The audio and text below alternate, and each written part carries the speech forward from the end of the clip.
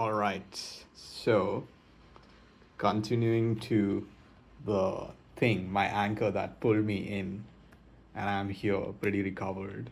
Brain anchor is there. Is and it clicked me in my head. So that's how I call it. Like why I'm spiritual. Like how come these thoughts are coming automatically into your head? See, that's what I said. No, like brain is such a mysterious thing. Things are happening, but if you start questioning why it's happening, and there's no answer, there's not a logic to it, and our brain can only like function in a logical way. So that's why I've always been calling myself to some extent spiritual, not to some extent, like very spiritual, and myself as a traveler. So this was again like a statement like that I always say about myself is I'm a traveler to explore the obscure phases of life. So this thing, it clicked me in 2017. So that's when I actually had a very small glimpse of self-realization. You know, like I don't know, it was just, yeah, I was starting for my exams and stuff, and again I think I was a bit depressed again during my boards exam, like because I was not doing any other stuff, it's like just my brain like starting and then talking with my own self in my brain. So there was not not a lot of fun activity that I was doing that would keep my mood like pretty much good with good hormones going in. So I think that time it first clicked me, and then after that, yeah, now again, so all these events happen, and then it's just solidifying my actual statement that I had in my head since 8 years back of being a traveler to explore the obscure phases. And then I think this much of experience that I had till now, I'm very happy with this experience. And then the anchor that actually pulled me back was that automatically came in my head when I was trying from within.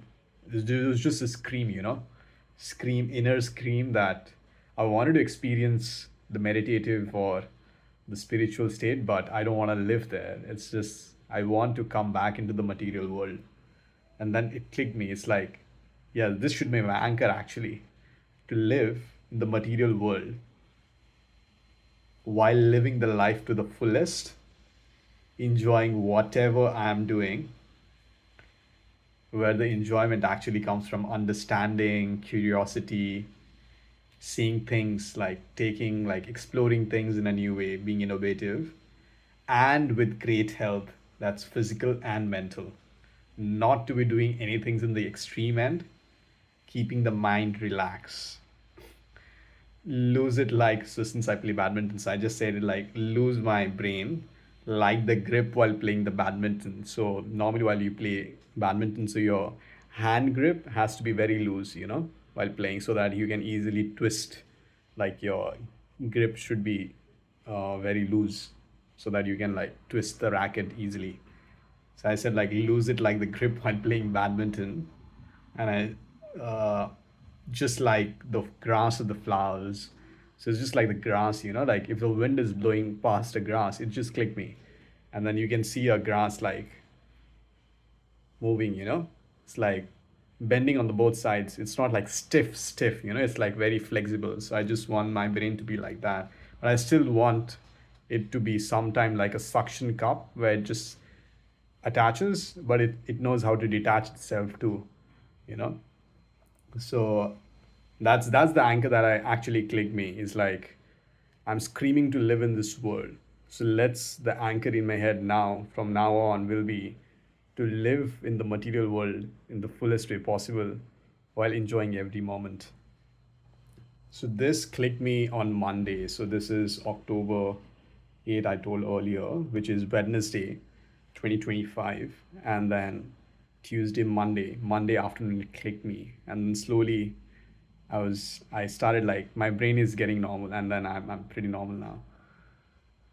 So all this 2 years, 2 months of struggle of questioning things and then experiencing all this depressed state led me to now into a pretty normal state. Luckily, I didn't lost my memory all this time. So that afternoon, when I was actually my senses were getting back at the center, when I said, so it's getting overconscious. So I went to see the doctor. I told you, right? The doctor, the other doctor, I went to see two doctors because the first one gave me antidepressants. I'm like, I was not very happy. I'm like, bruh, I know I can heal this without taking any medication. So I went to the second doctor, and the second doctor told me that he questioned me, like, are you actually hearing voices or seeing visions that you should not? You know? So then it clicked me at when they say like these yogis or the gurus, monks, like they are so clear, like they have the clarity, the brain is so clean with no thoughts in it, they can see things that normal person cannot. They can hear voices that normal person cannot. Just like we tell like the dogs or the child, like small child, they can, like, the senses are very clean. It's just that they have the clarity, but the opportunity cost of that clarity is,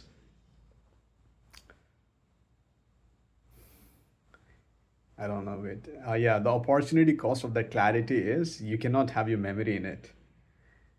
If your memory is there, you won't be able to experience that, that state. So that's the reason, like in yoga or yogi, like they call it like something called mahasamadhi. When I was like in that thing, when I was got pulled into this, so I was reading about mahasamadhi. So mahasamadhi is act of letting go of the body without having the memory, which means your gray matter of the brain is completely erased, wiped out. So there is no gray matter in your head, which means you have no memory when you actually left. So you cannot even sense the pain, because even pain is a thought in our head. So there is no thought of pain. So you will live the body at that state. So then it clicked me, because when I was getting over conscious, so my consciousness was getting pretty sharp, as I told you, right?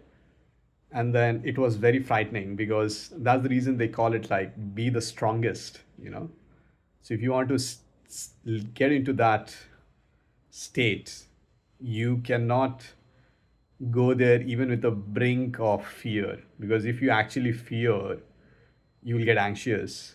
So you cannot actually enter that. So that's the state where you cannot have any emotions, not happiness. See, like that's not a very normal state to be in. So you actually wouldn't be happy, but you should not be feared too, because if you actually be feared, you'll get very anxious. Anxiety will come in. So yeah, so I was in that state. I was getting pulled into that state, which I don't want to, and then I pulled myself back in. Yeah, and then that's how I claim my anchor. And then it clicked me, like, like there are these yogis who lived, I don't know like what's the actual reason, but with all this experience that I had and all my readings, I can create a theory of my own. It's like all these yogis who have lived uh, so long, you know, like they don't die. Yes, like they say, like they are just there, like the age is just there. I don't know exactly, but my theory in my head says like you have to some extent, rather than being feared, like see, you won't have any memory, but there will still be very tiny glimpse of happiness in that state. Only if you are in a blissful state, you can enter that, not with fear. you know Even a bit of happiness will actually lead you and like let you to enter that state. Yeah, so you cannot be very happy, you cannot be very sad, but because I believe if that's the answer, like, because if you actually get anxious, you are depressed, so it's gone, your brain's gone, your gray matter's gone. So how come the yogis and the monks, they're able to live that if they're actually not enjoying the material world? Because maybe, because even though the brain is not there, the body is still there in the material world, and they have to come back. So to come back, and to enjoy. So there will be even like 0.0000001% of bliss can only keep you in there with no anxious nothing. That's how I think. That's the reason, like, and I just like I was so I was like, okay, let's start getting back to normal life, like live the material world happily. Like that's my anchor now, right? So I'm like, okay, what are the things that I normally enjoy doing? So I'm like, okay, I normally like watching because I'm a visual guy, so I love to visually think because that's how I imagine too. It's like I visually see things, and then my brain, it's more on the visual side. I imagine things and stuff. So I'm very much of a visual guy. And then I'm like, okay, let's get indulged back into watching some good movies and stuff, and then what I normally like. I was like, okay, let's see what's in Netflix, and then suddenly I opened the Netflix, and the first recommended movie was Dead Poet Society. I'm not sure how many of you have watched this movie, but a similar movie was there, uh, called Goodwill Hunting. And then see, like, I don't know, see, this is how life gives you things, like it's just flow of life. And then this movie talks about how life is all about positivity. So the main quote is all about like you live life for poetry, romance, love, all the good emotions that they talk about. And the main character, what's the name? I forgot the actor name. Goodwill Hunting. Psychiatrist. Henry. Is that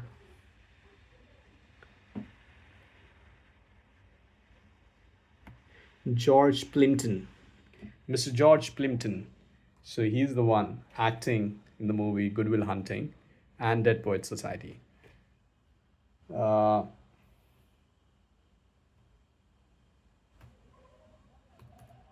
just hold on. Yep. And then here it clicked me again, like what life is. So life is just telling me that always live with positivity, smile, you know. So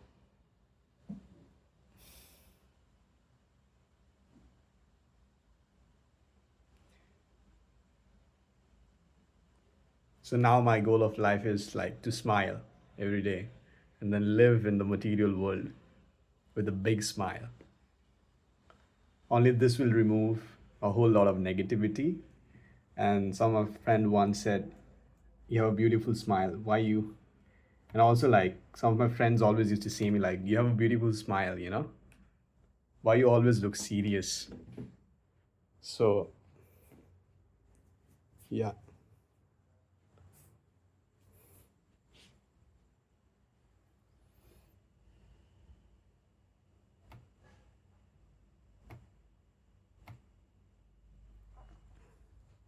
So Goodwill Hunting. So this is the movie that I dedicate to Goodwill Hunting and Dead Poet Society.